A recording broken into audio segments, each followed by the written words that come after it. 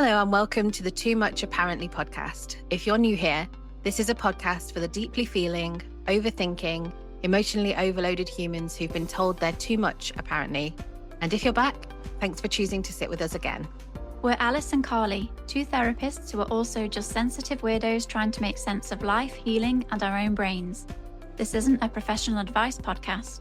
It's more like the messy, honest conversations that happen when you finally feel safe enough to say what you're really thinking. This space is for people like us, the ones who've been called too sensitive, too serious, too emotional, too intense, and have spent way too long believing that it's true. Okay, on with the episode. Today we're talking about being too young to feel this old, and this episode is released 3 days before I turn 40, which feels weird. How are you feeling about that? Honestly, a bit like, how did I get here? Like, surely I'm still 25 and just really tired. I think that's the thing though, whether you're turning 25, 30 or 40, there's this moment where you look around and think, I thought I'd be more sorted by now. Yeah. And I think for a lot of our listeners, whether they're in their 20s, 30s, or any age, there's this extra layer of everyone else seems to be living while you're just trying to survive your own brain. Right. Your mates are getting engaged, buying houses, posting holiday photos, and you're like, I managed to set a boundary with my mum today without crying. Which is actually massive, but doesn't make a great Instagram story. Exactly. So today we're talking about why healing takes up the space that living is supposed to fill, why you're not actually behind, and how to start living even when you're still figuring yourself out. Because waiting until you're fixed means you'll be waiting forever. Let's get into it. So I know where I'm at with, and I think turning 40 is a fairly normal point to be like, oh, what am I doing with my life? Although I definitely had this when I was turning 30 as well. I'm wondering do you feel the age that you are? No. If you didn't know how old you were, how old would you think you were? Oh, that's a tricky question. Yeah, I feel like I need to be able to step outside of myself. To be fair, I don't think it's that much different, but I'd maybe say, so I'm 37 now, and I'd probably say 32, maybe 31, 32, just very early 30s. Yeah. Definitely don't feel like I'm in my 20s. I guess I do in some ways. But I definitely say I'd sit at the threshold of 30. I definitely don't feel, as I'm 37, it feels like a downhill slope to 40. I feel bad saying this when you're literally at 40, but ultimately, got to be honest, that's how it feels for me. Just downhill now. I may as well basically be 40 is how it feels. Yeah. And my internal response is that I am not at 40. I am at the point that we're recording this. I'm still nearly a month away. 9 and 11 months. Yeah. Yeah. Yeah. I think so. The figure I had in mind for myself was 32 as well. But I definitely have points where I feel younger than that. So sometimes when I'm working with clients that are in their 20s, I have to remind myself that I'm not their age. Yes. Yeah. Sometimes, I go to relate, and then it's remembering that, you're not the same age as them. Yeah. I remember when I started working with my therapist, who is I think 5-6 years older than me. And I remember feeling like, oh yeah, that's so much older than me. But now I've hit the ages that she is. I'm like, oh no, it's not that old, is it? But yeah, it just feels like such a big deal to be turning 40, and also that not feeling my age is such a consistent thing throughout my life. Yeah. That it just felt like something interesting to explore. Yeah, I wonder how many other people have consistently not felt their age, whether there are people out there who feel that they are the age that they are. But it's such an interesting concept. How did you feel when you turned 30? I can't really remember, but I was pregnant and had a lot of morning sickness. So the only thing I really remember about my 30th birthday was that I managed to eat a meal for the first time in weeks. Oh. But what came into my mind was when I first started therapy, so I think I was 23, I remember saying to that therapist that I just felt like I was 15. I felt like I was a 15-year-old that was trying to live an adult life, but without any of the adult capabilities. Right. And part of my story is that, so I suppose when I'm thinking about what are you supposed to be able to do or supposed to be doing at any particular age, is that I've always been a bit out of sync with everybody else or with most people because I became a mum when I was 18. So when other people are Yeah. doing like 18, doing uni the traditional way, staying in halls, girls' holidays, all those kinds of things, I didn't do any of that because I had a child and then another one when I was 20. Yeah, it's interesting because I feel the same because I'm approaching 40 and I've never been married and I don't have children. So, on Right. the opposite side, I feel out of step, even though I still didn't go to uni when everyone else did. I still went to uni later than other people. So, everything I've done has still felt out of step with everybody Mm. else as well. I Yeah. feel like that really, just that interaction there, I feel like it really highlights the way that when you're in it, in your perspective, you feel like you're the one out of sync. But how many people are actually in sync? How many people actually live what is probably a very narrow perspective of the expected path? I wonder if more people used to follow the expected path. I'm just thinking about, so women in my position, so unmarried, 18, pregnant, probably would have been forced to give up their child and then they're shunted back on the path again. Obviously, still traumatized. And then they're not really in sync with other people around them that haven't experienced that. And again, with childlessness, whether that's by choice or not by choice, that there's more conversation about that now than there was. I feel like there are more conversations around these things. Hmm. And perhaps your perspective is very much going to be altered by the culture that you grow up in, what's Yeah. normal in that particular culture, but also in your area and friendship group. And it might feel different. But when I'm thinking about the expected milestones, if I was to browse through Facebook at the people that I went to school with, I feel like most of them, and yes, not all, but most of them seem to have followed that normal trajectory of Mm. uni, finding a partner, getting married, having children, and now Mm. have children who are late primary school, even into Mm. secondary school, Mhm. whereas I don't have children. And Yeah. even though not everybody follows that trajectory, my Mhm. experience from the area that I live in and the people that I grew up with Yeah. and went to school with is that people have still pretty much followed that normal trajectory. Yeah. Okay. Yeah. Yeah. I'm just trying to think about, so I'm not connected with so many people from my school days on social media anymore. But the ones that have, I just feel like there's a lot of variety. And I don't know if that's like, so lots of them have never married, lots of blended families rather than the, I think, expected 2.4 children.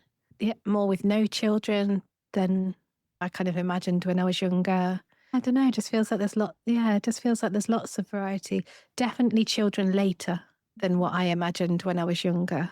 And Hmm. I think that just has been a shift for our generation, hasn't it? I think for our Yeah. parents, it was, they would have children in their mid 20s. And I think now it's much more common for people to have children in their late 30s Hmm. if they have them. Yeah. Yeah, it is more common.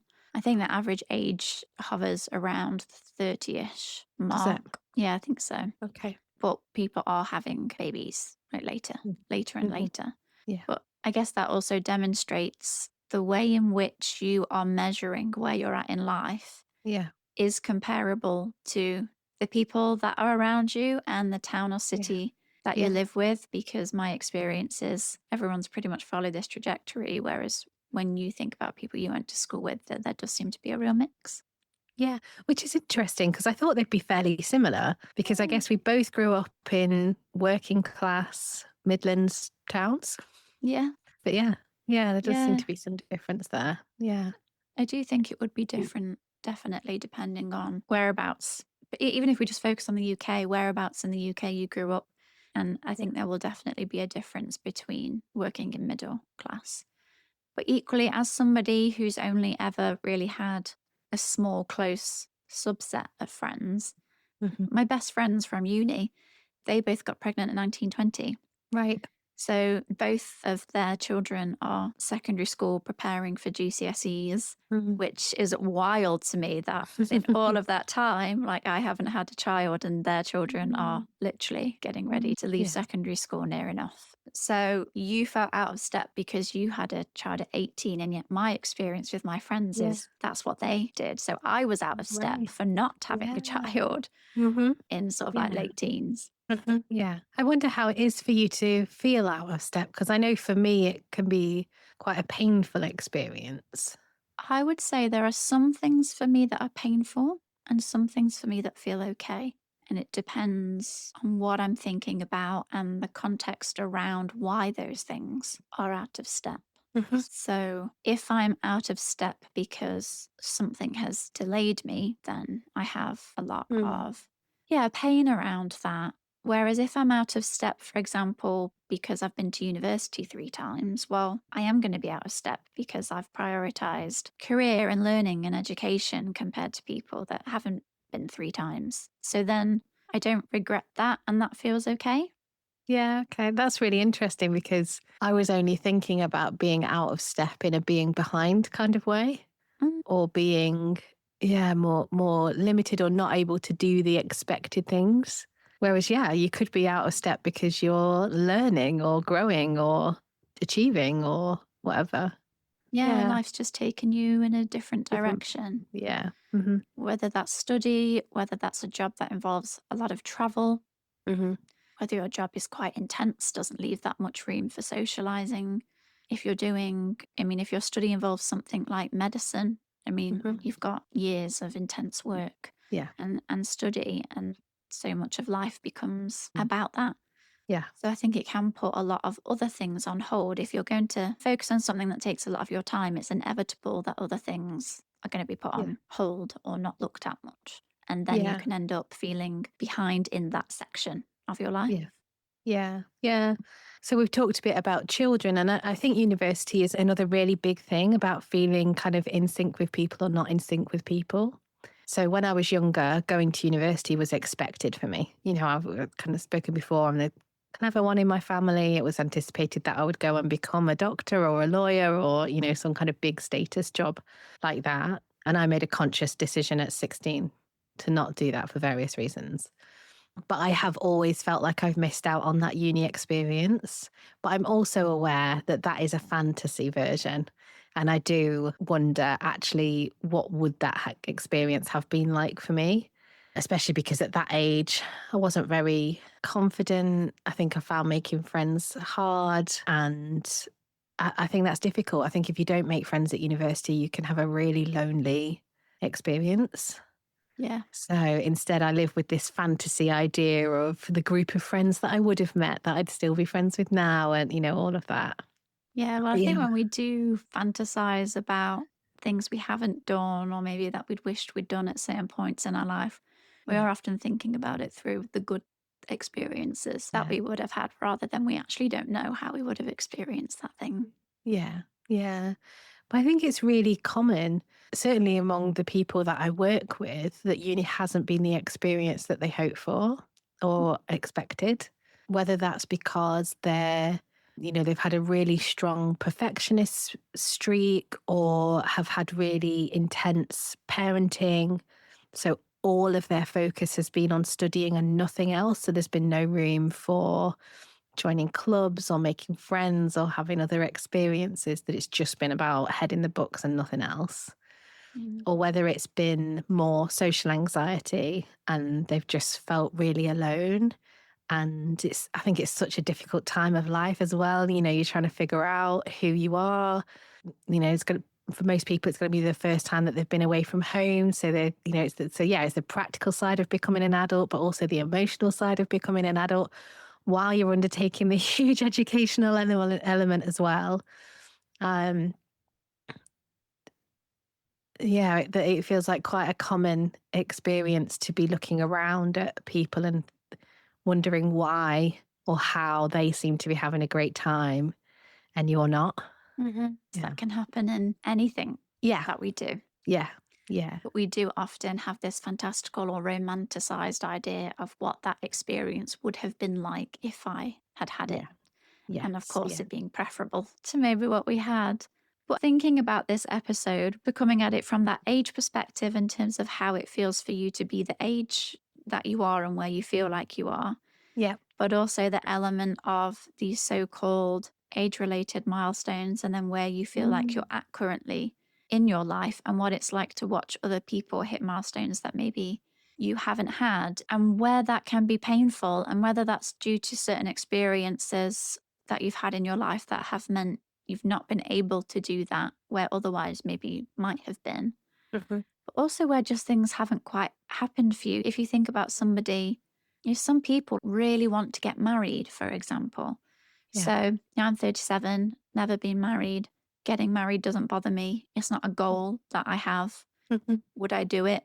Possibly. Mhm. But I'm more on the fence. It's like, well, I'll do it or I'll not do it. Whereas Mm. if somebody was my age and for so long all they'd wanted was to find their Yeah. person and to get married, then Yeah. not being married when they see everybody around them being married is going to be a great source of pain and heartache. Yeah. Yeah, it's going to be different for everybody, isn't it? And I know for myself, I can forget what I have when I'm thinking about, when I'm focused on what I haven't got. So for me at the moment, it's owning a house. So I've owned a house in the past, lost it in a divorce, and not managed to get back on the property ladder yet.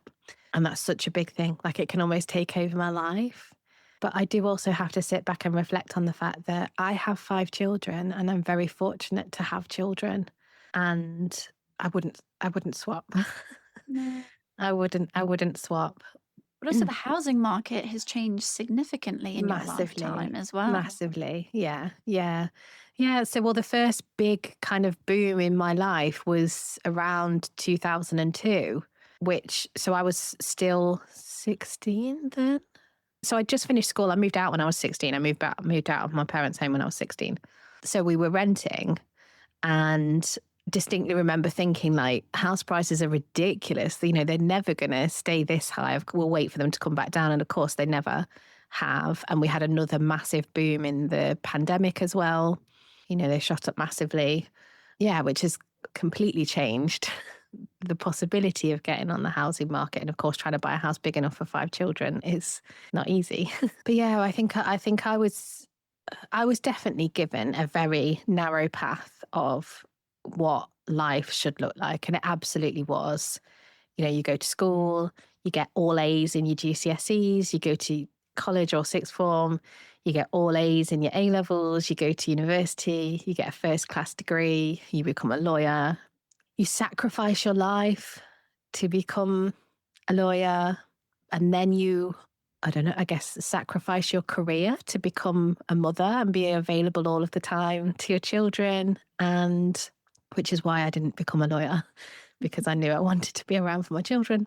Yeah, you buy a house, you get married, you have children, you work really hard. The messages that I got were you work really hard, you retire in your 50s. So before you get to your 60s. So you buy a house, probably afford a holiday home, like that kind of, it's a very narrow path.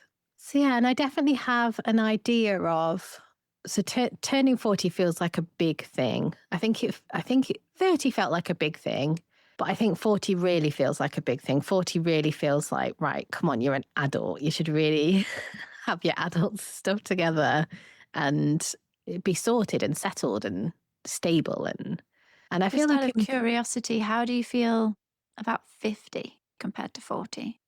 well, because I was getting so in my head about turning 40 and not having bought a house, I had a moment of realization the other day that I feel like I'm about 5 years behind where I should be.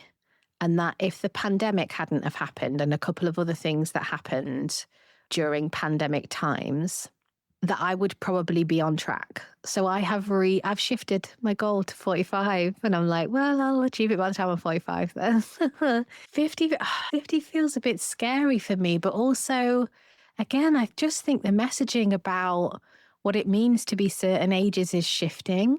Mhm. And I think it feels like there's an important reality here, that we can say like, oh, 30 is the new 20 and 40 is the new 30 and 50 is the new 40. And I think there is a reality to that in some ways. If you watch like retro TV and look at the parents in some of those things, like they look way older, like just their style, like the fashion or whatever, kind Yeah. of ages people. So I think there is a youthfulness about women in their 50s that there wasn't in the past. I'm just remembering when I was a kid and I was just so impressed that my grandma was still playing tennis and she was 55. Like it was the craziest thing ever. Whereas now that's just normal, isn't it? So yeah, I kind of, I am aware of, and I've started following like Instagram accounts of like women in their 40s and 50s, and there's a lot more conversation now about menopause and things like that. But about, I guess living well in midlife, Mhm. that you're not just, it's not just past it and downhill to the care home. It's a very different feel now. But also there is still part of me that's like, oh my gosh, 50, and then like you're nearly dead, aren't you? Yes. Just listening to you talk about it, I'm like, oh, I don't want to be midlife. I don't want to be midlife.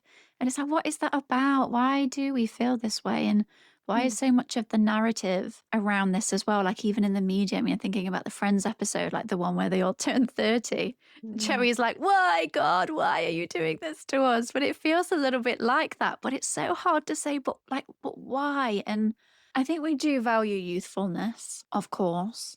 And it makes sense that you would want to be in a younger, more agile, energized body. But yeah, it's so hard to really put your finger on why it's become such an issue to get older.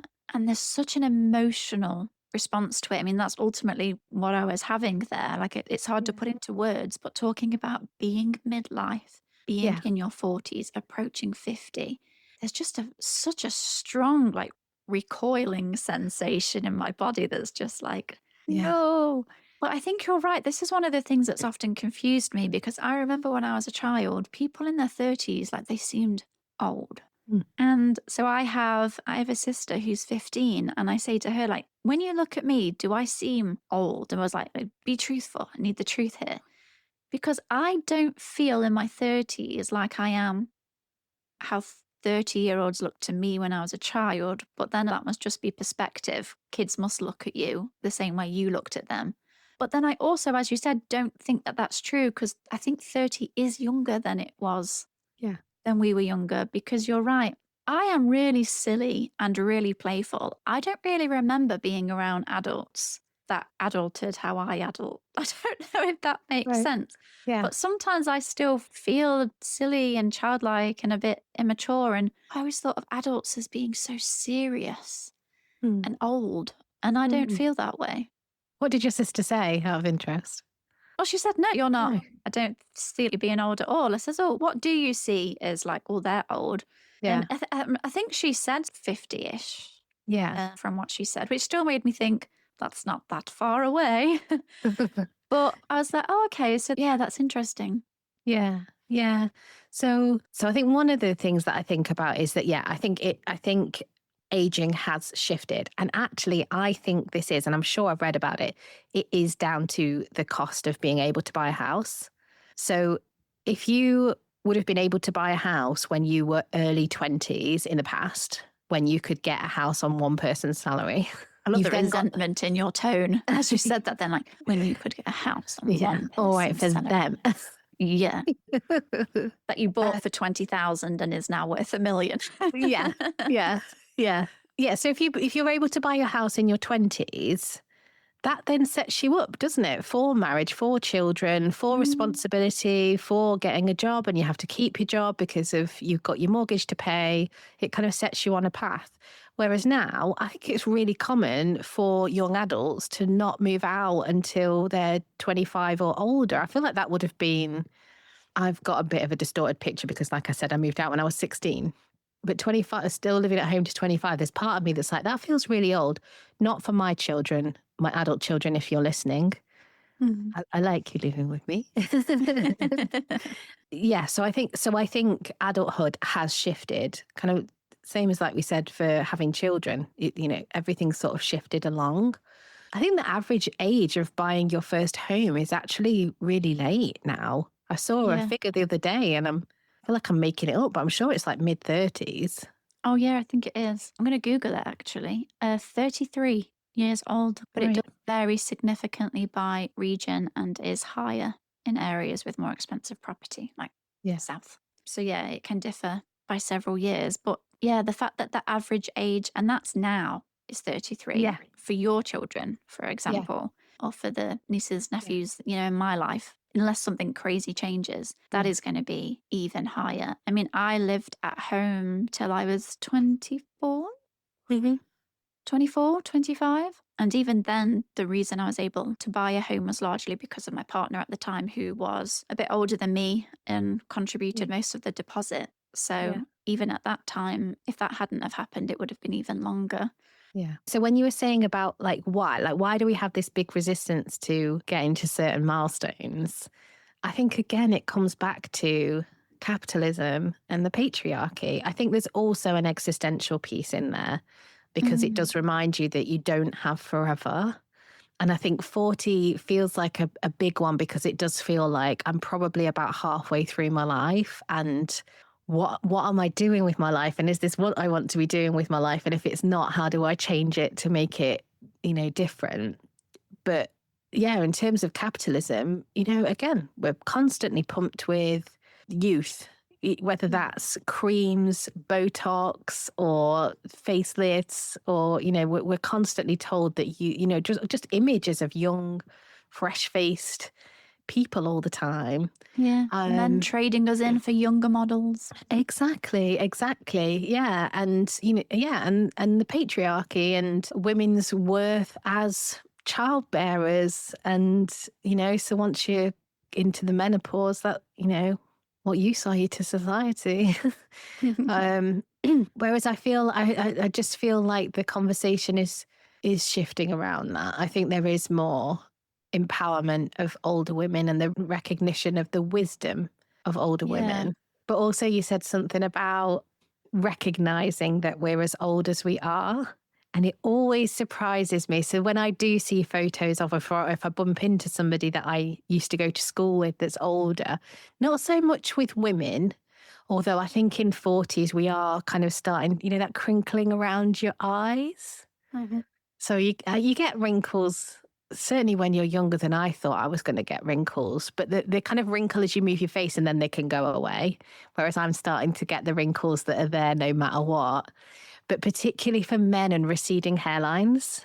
And I'm like, oh, Yes. yeah, we're getting old, aren't we? And it freaks me out. Yeah. Yeah. I'm not going to spend too much time here because we'll end up going back into the Yeah. existential episode again. But from that zoomed out perspective, it's crazy that the way this is things set up. And I know I always say this, and it's not like I'm saying I know what the answer is in terms of how to set things up.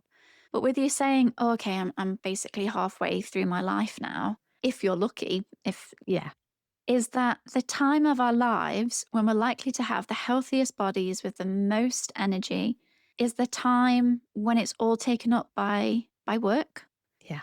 and working so hard so you can have a good pension so that then you can have your life Yeah. when you're ailed, when you're less capable, when Yeah. you have then less energy, where you are more likely to get health conditions and not have as good quality of life Mm. versus if you could do it almost the other way around or something. Yeah.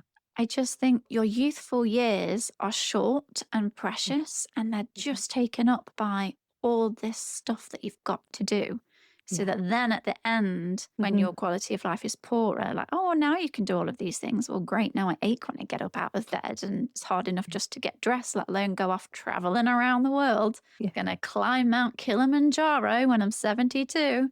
Yeah, it's just unlikely to Mm. happen. And it just, yeah, it brings me back to it's just not fair that it's that way round, that these things Yeah. have to influence the way in which I can live my life and what I do with my life. Yeah. Yeah. Yeah. And when you say about not fair, that makes me think about what it's like to go what it's like to go through life if you've experienced trauma or if you're neurodivergent, because I think that's going to have an impact on your life. So I'm thinking, certainly for me, part of the reason why I don't feel 40 is because, I think about it developmentally. So the things that I was supposed to be doing when I was 16, I wasn't doing them because I was having to house myself. I was having to work and also try and study because I'd moved out of home. I'd needed to move out of home. So I had bills to pay. So I didn't have that freedom. And then, as I've moved through my 20s, I was in really unhealthy relationships and abusive relationships. So I've had to spend time and money. I don't want to add up how much money I've spent on therapy dealing with the way that other people have treated me over the years. It's a Mm-hmm. lot. Um, but yeah, so I've had to spend time and money healing from Yeah. abuse and trauma that other people haven't had to do.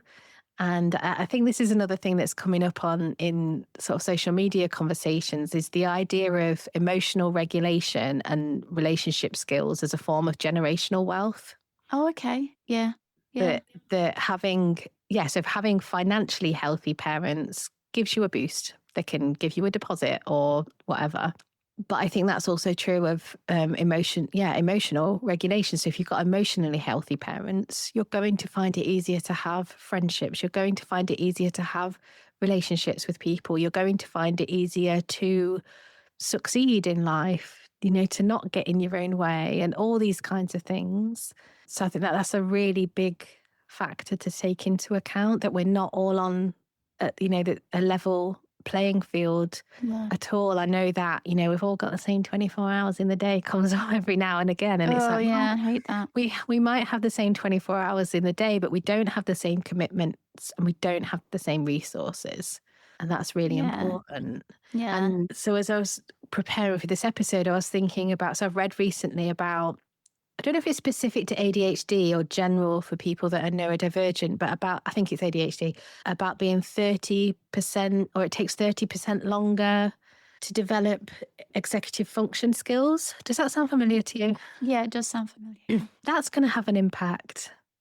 Mhm. If you struggle with time management, organization, all of those things, that's going to impact how much progress you can make in your life and how old you feel. You know, Definitely. being messy makes me feel like a child. Yeah. Yeah. Well, there are so many things that you might struggle to do as an adult that then can make you feel childlike or like you don't know how to adult. I mean, that's something that I Yeah. experience a lot for different reasons. But when we're thinking about the so called race of life and the things to have achieved at certain points in life, you're so right. And it's important to take account of the fact that we don't all have the same starting point. Yeah. Some of us can start way behind or way forward before we've even learnt to talk. Yeah. And yet we will be comparing ourselves with people and we don't know what start they had in life. And it's so important, as you said, to recognize, yeah, financial is a big one. The emotional capabilities of your parents is another one. The access that you had to education and learning, the Mhm. access that you had to social environment from an early age.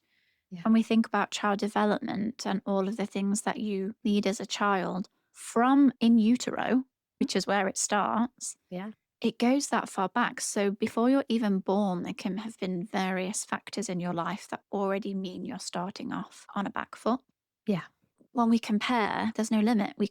We will compare against anybody. And yeah, I hate that whole you've got the same 24 hours in your day as Beyonce. Like, well, great. That doesn't mean that I can be Beyonce, does it? Sure. Yeah. Yeah. Yeah. And, so just to stay with that example, like, I don't know what her parents' financial situation was, but yeah, I don't know what the financial situation was, but Beyonce had people that believed in her. And I think that is such a massive thing. If you grow up with someone that believes in you, that says you can achieve this, you can do this, you're capable of this, versus if you grow up and no one really achieves, or it's like, oh, it's all right for other people, but in our family we just get on, we just get our heads down and get on. Yeah, that's massively different. I think having someone who believes in you is huge. I think even because I think you often find, or, there are big business people that didn't come from money, Yeah. But I think often if you listen to their story, they've had somebody who believes in them, whether that's a parent or another relative or a family friend or a teacher or someone that has, yeah, that makes them believe that they are capable. That's enormous. Yeah. And that is where, I mean, so many people that you and I work with, but also in yours and mine own stories, when you were reflecting on the traumatic experiences that you've had and how that Mm. has influenced, well, how that has influenced your life, where your focus ultimately then shifted to survival rather than living and achieving and what goals that you can achieve. And I'd say that's the difference for me, where I feel okay with feeling behind because I chose to go to university 3 times, and that inevitably puts my focus on that Yeah. versus traumatic experiences. So when I was 21 and I went through a big traumatic experience, which tipped my world upside down and left me in the pits of deep depression, it took me years to claw my way back out of that place. Mm. And for so long, I struggled so much with the fact that it meant that I missed out on my early 20s. So, in the early 20s, when people are typically finding themselves, going out all the time, Yeah. making lots of friends, traveling, having less responsibilities, you're maybe still at home, you're earning money. I mean, sometimes in your early 20s, you have more disposable income, even though you're earning less because it's going on less things. Mm. So you can do more and buy more nice clothes and just have that period of doing those kinds of things. And all of that was taken away from me. Yeah. So it felt like I missed out on a key developmental period. And again, Yeah. potentially I'm romanticizing what my early 20s may have been. They may not have looked like that. Yeah. But when a huge chunk of time is taken away from you for whatever reason, whether that is trauma, or whether that is a serious illness, a significant bereavement in your family, something that then consumes your waking days, it is then going to leave you where you miss out on a key period of your life. Yeah. And then you're going to be behind Yeah. because of that. And they're the parts that are painful to me because that wasn't a choice. Yeah. And whilst most people have had challenges in their life that have detracted them from their path, not Mhm. everybody has had things happen in their life that takes huge chunks of time Yes. away from their life. Yeah. And it's, are you factoring that into the equation when you're thinking about where you are? Yeah. Because it's like when you said you shifted your goal to be 45 because of how much the pandemic impacted things. Yeah. Well, if I say trauma took away 5 years of my life, well, Yeah. you need to take 5 years off where you are then. There are Yeah. so many things where you're measuring yourself against the age that you're at rather than, but what years have you actually had Yeah. where you were able to work towards this Yeah. versus when you were basically surviving in a hole, just trying to figure out how to keep going. Yeah. So I guess acknowledging all of those things really then leaves you with the grief of the time that was lost. And that can be so painful. Like it's painful to have to acknowledge the things that have happened to us and how that's impacted our sense of self and our perception of the, others and the world around us. That there's that active healing. And then what I'm realizing again as I move through another trauma, as I move through the trauma of becoming estranged, is like I've reached a point where I am coming to some acceptance for that I've moved past blaming myself for how things have worked out. But now what I'm confronted with is the grief, is not just the grief of losing the relationship with my mum, but also the grief of losing the life that I thought I'd had if our relationship was different. Hmm. Yeah. So like, so for your example, yeah, the grief of your early 20s and that, yeah, the fantasy of how it could have been, or, even if it's not the rose tinted version of however we're viewing what we've missed out on, there's losses that we've had to spend time and often money recovering, and we have missed out on things. And that's Yeah. hard, and you can't ever get that back. And it is a grief process. It is difficult and it is something you can never get back. Although there was one period of time, and I feel glad that I did this. So when I was 28, 29, I'd separated from my partner with whom I had the first house with, and I had to move back in with my mum for a year. And so I decided that my 29th year and my final year of my 20s, I was going to relive my early 20s. Amazing. Yeah. So in my 29th year, so my cousins are quite a lot younger than me. So they were all still in there going to the pub and going into town and things like that. I joined them. So I went out loads that year. It was basically a bunch of younger men and then just me. We went to Dublin for 24 hours. So we didn't even get a hotel. Wow. But also, I spent that year going on loads of dates with all sorts of different types of people. I've not really had an opportunity to discover what do I really like in another person. And maybe I find other things attractive that I don't know yet that I would find attractive. Just meet people and rediscover what it is that you like and what it is that you don't like. So I went on loads of dates that year. There was one time I went on like 3 dates in 1 week. So it was quite nice. Don't get me wrong. It was a wild year and I absolutely burnt out. And being totally transparent, I ended up having to have a year out of uni because I think I overdid it and totally crashed on the other end. However, there was something quite freeing and nice about choosing to reclaim some of that lost time. And so whilst we can never get it back, and don't get me wrong, it is certainly not the same, it felt quite empowering, I guess, to feel like, no, I'm taking some of that back for myself. Yeah, yeah. That just sounds so exciting and fun. And yeah, like you say, empowering to do that. And yeah, I'm kind of wondering about how I might apply that to my own life. And I don't think it translates quite as much. I think, well, because I got a bit of an early 20s experience because when my first husband and I separated, we had the children 50-50. So for half the week, I got to be a young adult. Not really, not in the same way as you do when you haven't got children at all. I feel like I've got something really important to say, but I feel like it's too fresh and I don't really know how to articulate it. But what I was talking about with my therapist yesterday, or this kind of challenge that she set for me, is to think about how I give birth to myself. Okay. Like a new version of myself, another round of who am I. So for me, for my situation being estranged from my mum, it's who am I if I'm not constrained by that relationship and having to live up to those expectations, unspoken, unconscious expectations, whether they were put on me by her or by myself. There's something about what does being 40 mean to me in this life now. Yeah.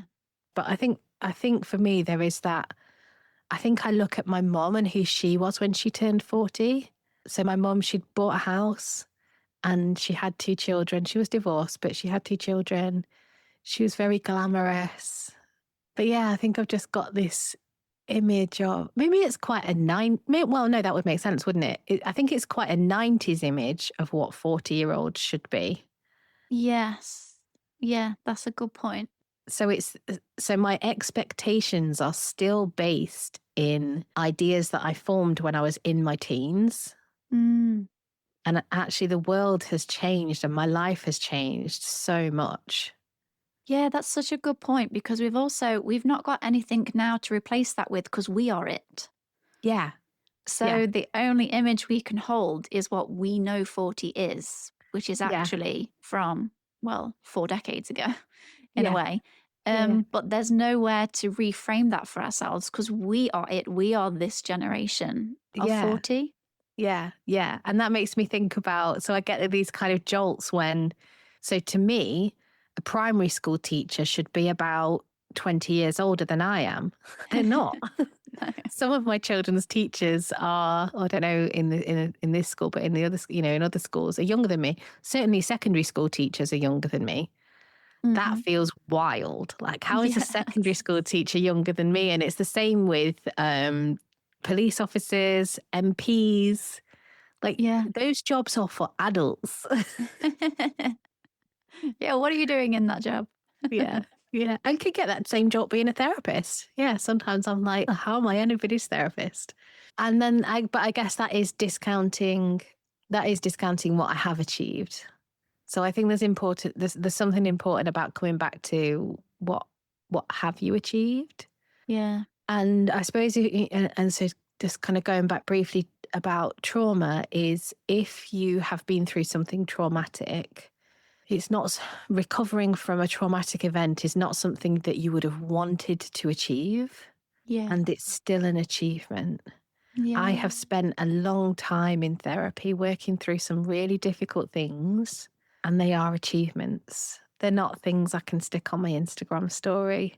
They're Yeah. not things I'm going to shout about with lots of other people, but they are really significant. They took hard work, and I have turned my life around because of the hard work that I have put in. Yeah. I almost Mm. want to clap. Yeah. Yeah, it's so true because how many things have we worked so hard to achieve that are things that other people just have no clue about or Yeah. could never comprehend or even realize that that's something that you've done Yeah. or have had to go through. Yeah, that could be just such a great number of different things that yeah, you're not going to post about or shout about, and that's then tricky if that might be one of the most significant achievements of your Yeah. life. Yeah. You don't walk across a stage and get a certificate, for healing from your childhood trauma, for example. You should. I Or want a brownie badge. I want a brownie yeah. badge on a sash that's like the cycle breaker badge. Oh, I like that. Yeah. Maybe we'll have to create some. We could Yeah. sell them. We could Yeah, make we some and sell could. them. Oh my God, new Yeah. business idea. Ding, ding, ding. Oh, I mean, that's another thing that certainly has delayed my development. Just constant new ideas all the time and doing with them for a bit before going on to the next one. Mhm. But yeah, people have no idea about the path that you have trodden and how many things have veered you away from that path that may not have been in your control. Even things that might have been in your control. We're also humans and stuff happens.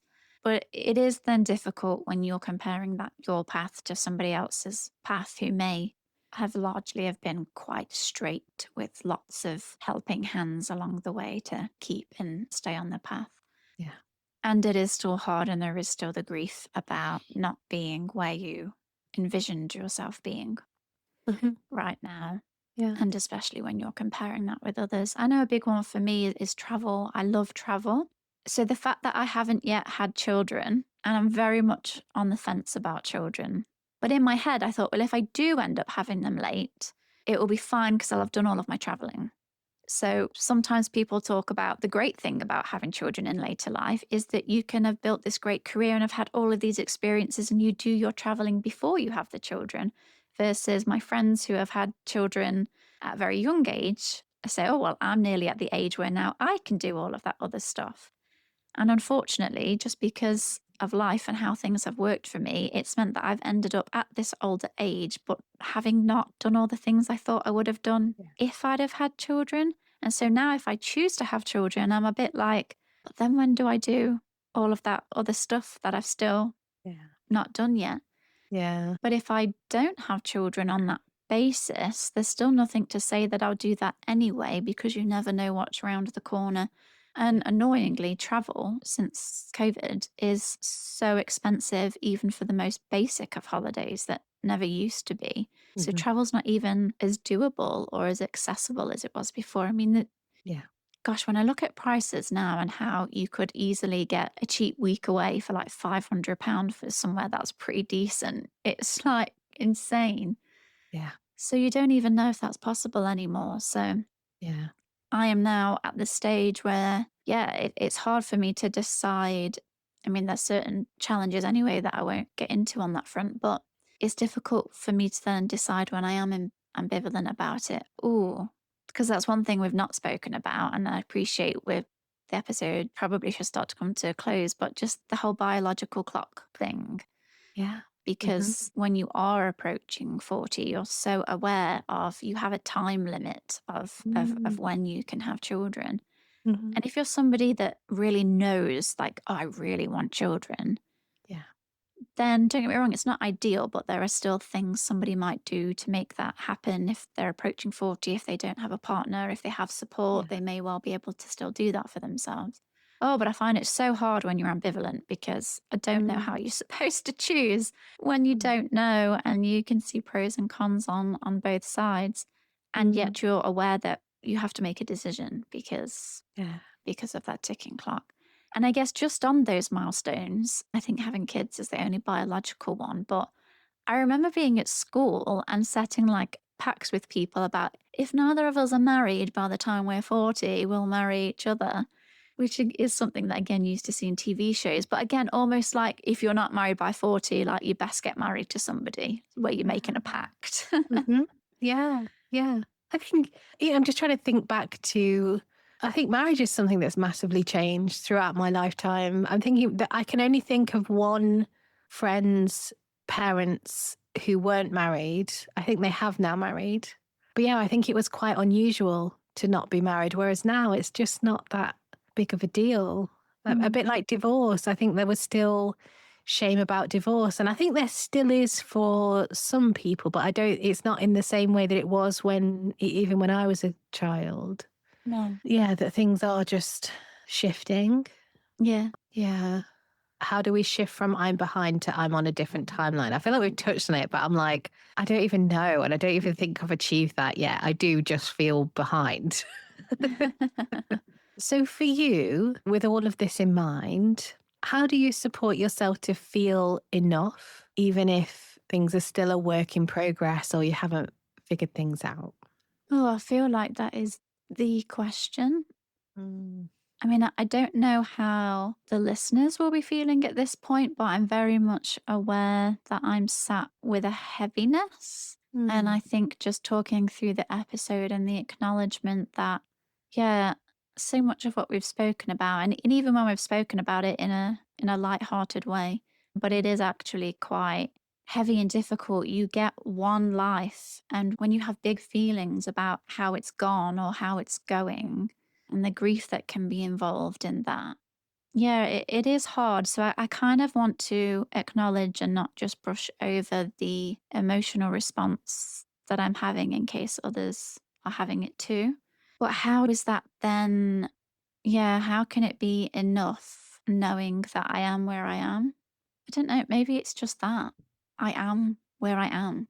Right. I can be sad about it. I can cry about it. I can panic about it. I can be really anxious and stressed about it. But this is the path that I've ended up on. And it's where I am now. And perhaps the only thing that really matters is okay, what now? Yeah. And that doesn't have to be pressure to now catch up or to be where I need to be. Yeah. Sometimes as well, I think we're holding on to goals that we had when we were younger, that if we really stopped and checked in with ourselves, we might not feel as that important now, or we might not value Yeah. in the same way that we did. And they might be small things or they might be big things. When I was younger, I was quite materialistic and I really valued like high designer pieces. And if you look at some of my bucket list things that I wrote down from when I was a teenager, it's like own Louis Vuitton suitcases and things like that. Whereas now, I'd never spend my money on that. So I'm not behind and I've not achieved what I've not wanted to. My values have shifted greatly from when I was young. When I was younger, I did want to be married by a certain age and I wanted to have specifically 3 children of my own and adopt 2 children. I mean, I know you have 5, but I now could not conceive of having 5 children running about my house. I love the idea of big families so much, and I know it would put me in an early grave. um, Yeah. but perhaps it's also checking in with yourself. Are you holding on to ideals and hopes that you had for yourself that actually aren't that important to you anymore or don't really matter? Mm. And don't make too much difference to your life overall. You know, where you think you need a thing, but you don't really need a thing. Yeah. Yeah. Yeah. I think for me, listening to you say that, I think for me, it's about having the space to feel how I feel about it. And that might take a long time. But, the last couple of years, I've been through a really long process of feeling angry. And I've tried to rationalize my way out of the anger. And I've even tried to feel my way out of the anger, but in a like, come on, anger, hurry up, let's be done with this and move on to the next thing. And I think what I'm realizing now, as I feel like I'm actually finally coming out of it, is that there was nothing I could have done to have speeded it up. I've been in therapy throughout. I've supported myself in various ways. Sometimes it takes years to be done with the emotions of something happening that you didn't want to happen. And there is a lot of grief with that. You know, I feel like the last couple of years of my life feel like missed opportunities in so many ways, but I wasn't ready. I've had to slow right down and take my time. And yeah, so that there has to be some acceptance of that, because fighting with reality gets me nowhere. But it also feels important to acknowledge that, you know, if you've been through something and you're a year later and you're like, why am I still feeling this way? Sometimes that's just how it is. Sometimes that's just how it is. It's worth, I think therapy is worth it to make sure that you're not just stuck in a loop, that you're not, that there isn't something going on that some support might help you step out of. And therapy's been so important for me to be able to step out of loops that I was getting caught in. But also I can see I've been through something massive. And yeah, the idea that I could logic my way through it quicker is just not realistic. Yeah, no, I like that. I feel like in the way in which we've both answered that question, I think there's a lot there to take forward, and there'll be some things that we're doing or that we've tried that might be helpful for other people. And also just acknowledging there are so many things that, we don't have the answers for, and so much is just living it and just doing it and making of life what we can with where we are now and the resources that we have available to us, whatever that looks like. And even if things look different than we thought, different doesn't always have to mean worse. Yeah. Sometimes we think different is worse or not as good as, but making the best of where we find ourselves, even if it's not where we thought we would end up, whilst also acknowledging the difficult emotions that come along with that as well. Yeah. That's a good way to put it. Yeah. So whether you're freshly adulting, turning 40 like me in 3 days, or realizing things at 55 that you wish you'd known decades ago. Happy early birthday, by the way. Thanks. But yeah, wherever you are, if you're feeling too young to be this old, here's what I want you to know. You're not behind. You're not failing. You're doing work most people will never have the courage to do. The grief is real and you're allowed to feel it, but you're also allowed to start living now.